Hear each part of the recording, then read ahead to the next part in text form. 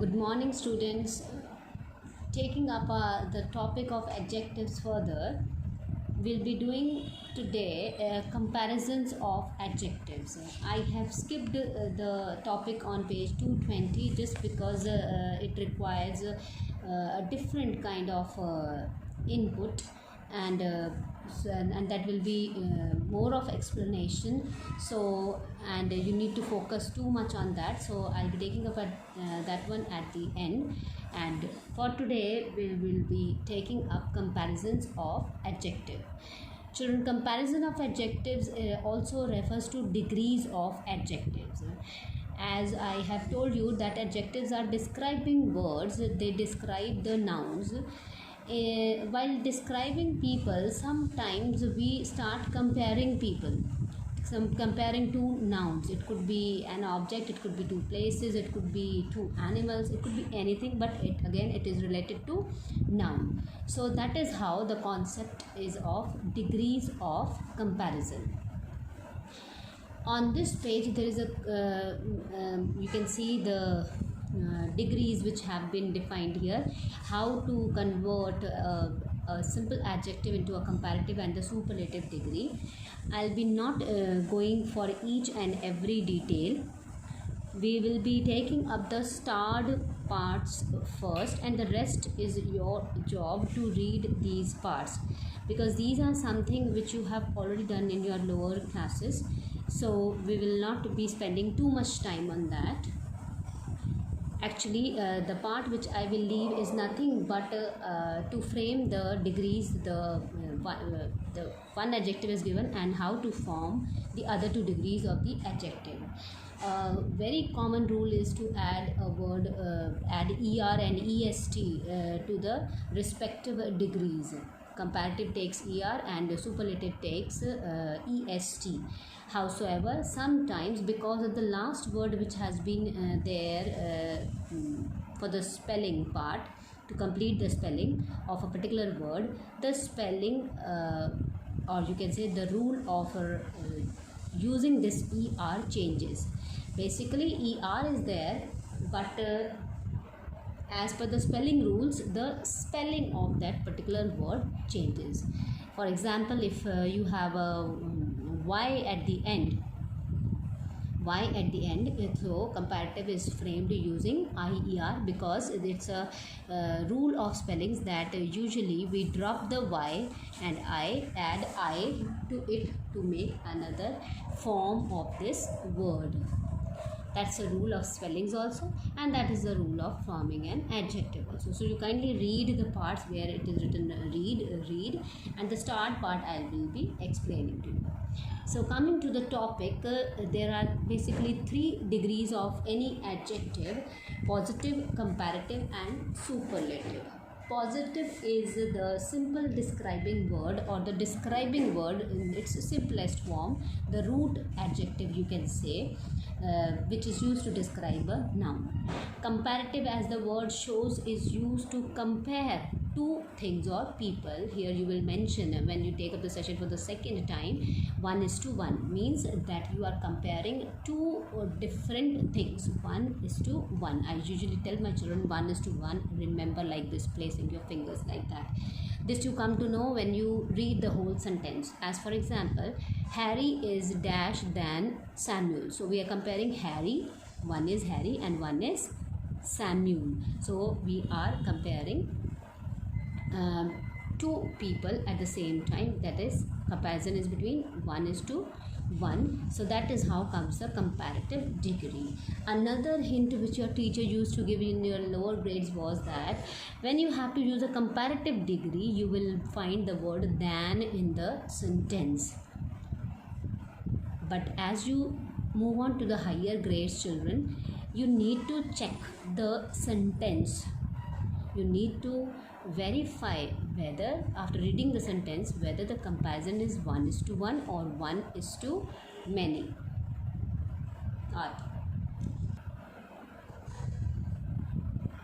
As you may read here,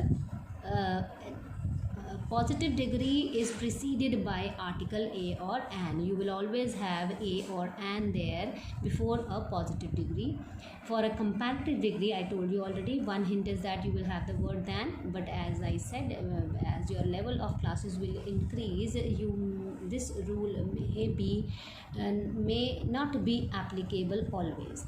Again, another thing is that it's the similar thing only, that than with the comparative degree of an adjective. It is usually there, but that is after the adjective.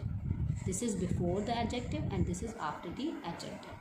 For a superlative degree, now super, as the word, half of the word denotes, super means the best, the best.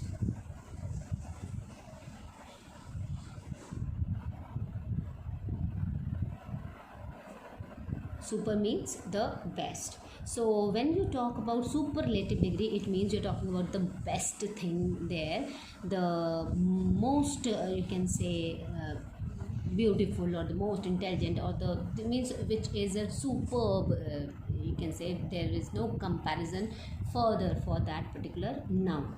The superlative degree is used to compare more than two things or people. Here the comparison, actually in simplified language, it is a comparison between one is to many. Means you're comparing one particular noun to many of the same kind.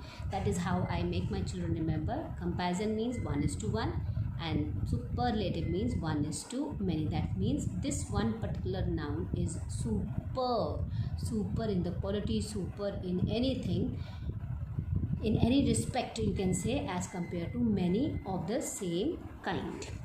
Article the is placed before the adjective of superlative degree. Again, this is a hint that if ever you come across a dash for an adjective which has the before it, then mostly the degree that will be used is superlative.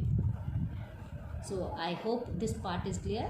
I'll summarize it. Positive is the simple adjective, the simplest form of any adjective describing words. Comparative is a comparison between two, 1 is to 1 that is, and superlative is a comparison between 1 is to many.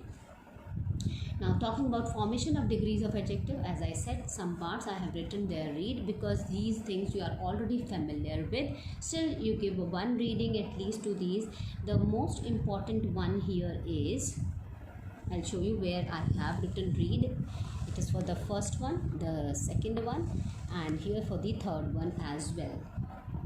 Taking up the topic further, which is the starred part here, this is important, children, which I need to explain and you need to remember it every time. Sometimes a degree of adjective is formed by putting more and most respectively. Respectively means for comparative it is more, and for superlative it is most. Longer, before longer adjectives. Actually such longer adjectives are the adjectives which you can break into syllables. Now what is a syllable? A syllable is that part of the word which does not contain more than one vowel sound. That means when you can break the word with a vowel sound, it is not vowel, it's vowel sound, or just for convenience, for your understanding, I'll say vowel, but usually if you check its pronunciation, it's vowel sound. So when I speak the word computer, I can break it into three parts. See, the com has an O sound, pu has a u sound, and ter has a sound. So when you can break a particular adjective into what? Into three syllables or into more than one syllable, those adjectives usually take more and most for its superlative and comparative degree. For its comparative and superlative degree respectively. When I say respectively means comparative will take more, superlative will take most. And how will you come to know that? You will check the word, you will read the word. If you can break it into syllables with more than one vowel sound, with the vowel sound, mind it, and If you are getting confused with this syllables thing, then you please check. There are certain words which do not take the er and the est form for the comparative and superlative. For those we use more and most, and there are many such words besides these given words. Next comes some adjectives have irregular comparatives and superlative forms. Irregular means they do not go with the rule of er and est. They are entirely different words from their you can say basic form. Bad has worse, worst. Good has better, best. It does not become gooder or goodest, something like that. So this you need to learn. Here are two notes, children. These are again very important. So what do these say? There are certain adjectives like perfect, complete, absolute and whole. Now if you check these words, perfect is already a super form of anything. Okay, complete itself has no further comparison. Something which is complete has no comparison. It's whole, it's complete in itself. Absolute again goes with the sense that something which is absolutely correct has no further you can say further room for correction or improvement, you can say. So such words do not have any comparative or superlative forms. This you learn by heart, that perfect, complete, absolute and whole do not need comparative and superlative forms, because they are already super forms in themselves. And again, we cannot use a double superlative in any case. For example, if you are using any of these words, wisest, fattest or you can say noisiest, so such words cannot be used with most word, which is a superlative form of many and much. Actually, most is a superlative of many and much. Here it's given there. Many and much, comparative is more and superlative is most. So two superlatives or two comparatives will always be wrong. Same way, you can never say more wider, more ruder, more closer. It will be always the closer only for a comparative degree. So two superlatives and two comparatives will always be wrong. So based on this, children, you will take up based on this explanation, you will take up the exercise which is further. And as I said before, now I will be not helping you out. You will make an attempt to understand it, and further you will be confident. The more correct answers you get, the more confident you will be. So please take up the exercise only after taking up the session at least twice, especially for the part which it needs to be understood well, which have been starred here. We will continue this session with the next set of rules for certain adjectives.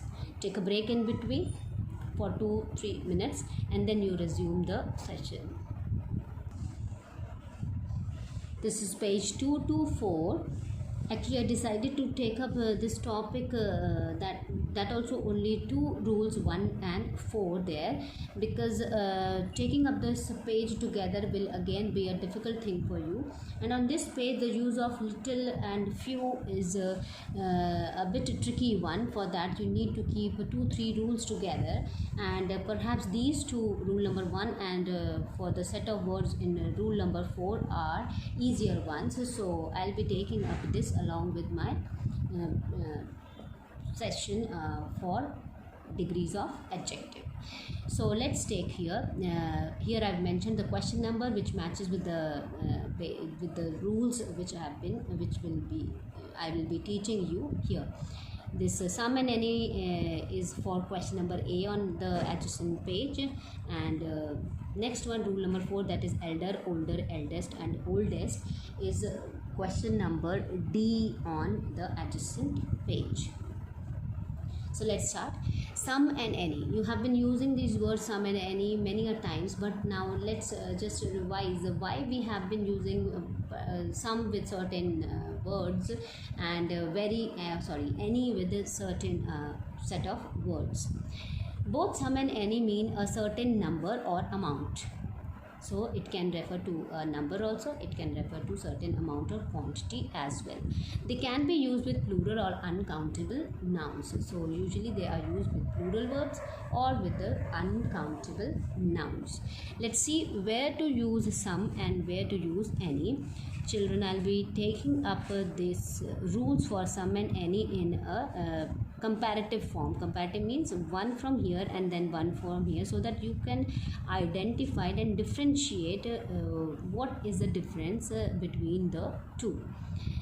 Both refers to certain number and amount, but there are certain rules when to use some and when to use any. Let's go and start. So some is used with affirmative verbs. Affirmative means which are positive, means which do not take the not or no kind of word. Affirmative is just the opposite of a negative thing, and negative sentences are the sentences which denote or which show no, जिसमें नहीं आता है.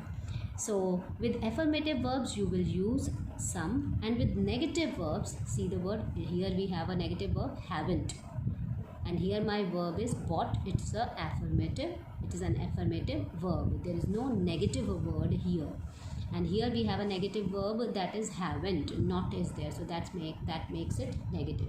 So in case of affirmative verbs, the word to be used is some out of some and any, and in case of negative verbs, if you have to mention a number or amount, you have to use the word any. Then when in questions where yes is the expected answer, in questions where yes is the expected answer, you will use some.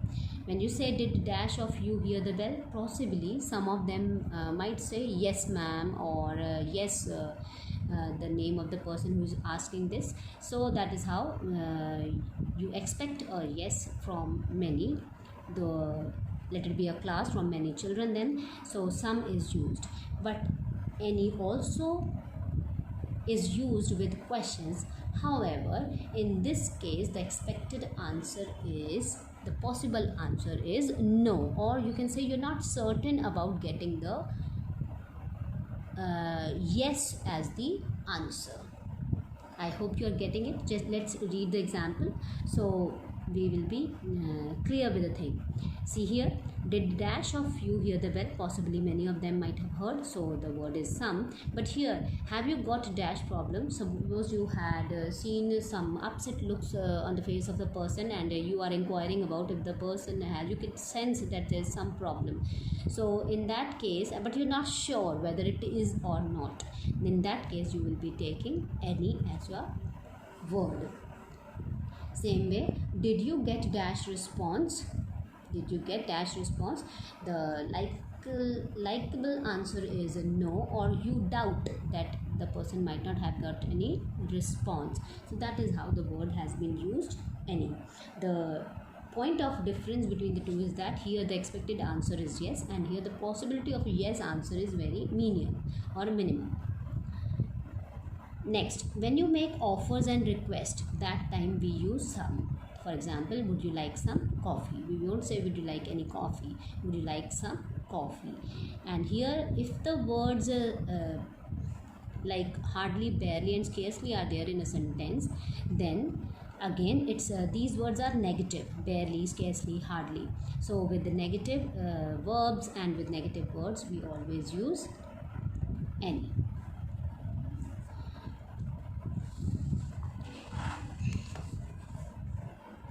Just a minute. Next, when some is used with a singular countable noun. Countable nouns are something which you can count on fingers. When some is used with singular countable nouns, it means unspecified or unknown. For example, dash idiot. Dash idiot keeps calling me. You don't know this person. This person who you are calling an idiot, you don't know this person, so the word is any here. But if I use this means if I mean someone in particular, not specific, but you are referring to someone or a noun. Why should we say someone? Someone refers to person and something refers to a thing, but no one in particular. In that case you will be using an. See here, dash book of grammar will do means you want a grammar book and you are not making it specific that which grammar book you require. So here in this case any book of grammar will do. Dash student can get up to the top, get to the top with hard work. And here you are referring to every student, but you are not in particular pointing out to someone in you can say you're not pointing out to someone in particular. So that is how the rule comes. If you are talking of about some unknown and unspecified noun, then you will use some. And in case you mean to refer to practically everyone or no one in particular, means you are referring to a group or referring to the nouns but not any specific one. So in that case we will use any. Your teacher wants a book and she says a grammar book, and she says any book of grammar will do, means you can refer any of the book. It is, we are not talking in particular that you want specifically that one. You just read it, it will be clear. Read it twice, thrice, it will be clear. And with this you will be solving. Take up this in one go, this any and some, after my session is over, and then you solve part A. And after taking a break only, take up this rule number 4. Here's the use of words elder, older, eldest, oldest. Now elder, as you all know, it's a hierarchy in which usually siblings or people are placed, and older shows the new and the old things. But this old word is also used for old people. Now at times in the sentences we get confused whether to use elder or older. So here are certain specifications so that you do not get confused. Elder and eldest are used only of persons, are used only for, it should be for persons, not of. So elder and eldest, you will always keep in mind that these two degrees are used for people. Elder is never followed by than. Never you will find than with elder. So there is no comparative degree as such. As adjectives, elder and eldest are used for members of the same family. As I said, it is in hierarchy or the order in which people are there in a family.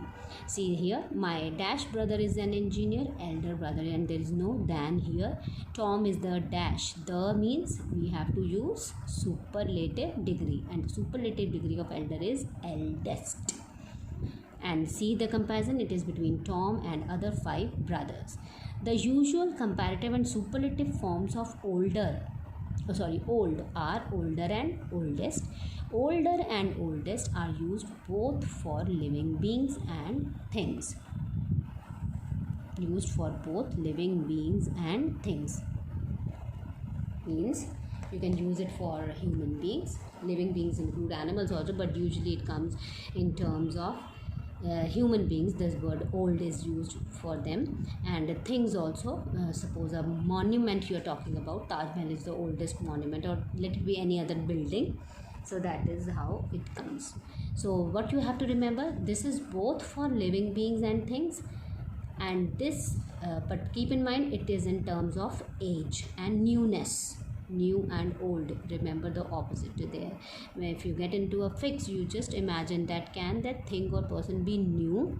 If not, then the answer is somewhere here, not here. And elder and eldest will be used only for people. It cannot be used for things. Here it can be used for people as well as things. John is dash then Jane. Here I cannot use elder. Why? If you noticed here, it was written elder is never followed by than. So do not make a mistake. If you have than in the sentence and you're confused with older or elder, just check that here is a rule. With than we never use elder. Okay, it is elder to you, not elder than. So John is older than Jane. The palace is, now we are talking about a thing. The palace is the dash building in the city. It is a the here. We are comparing the palace with all the buildings in the city. So the rest of the buildings in the city. So the word will be superlative in its form or degree, and that is how oldest is being used. So a wide, or you can say an apparent difference which comes out between this elder and least, older and oldest, is that elder and eldest is for human beings, and this is both for living beings and things. Elder, again as I said, elder indicates order. Order means age wise, you can say. Here also it indicates age, but then it is a hierarchy. This is the age in terms of hierarchy, means आपसे बड़ा कौन है या सबसे बड़ा कौन है, and this shows the age, the stage of age to which a particular person belongs to. I hope, children, I have made the things simplified and easier for you to understand. If not, you can post your doubts there on the Google Classroom itself, and which I have created. Those who have not joined, please join it, and seek help from your friends to join that class, so that you can get the class code and all. And thank you. Have a nice day.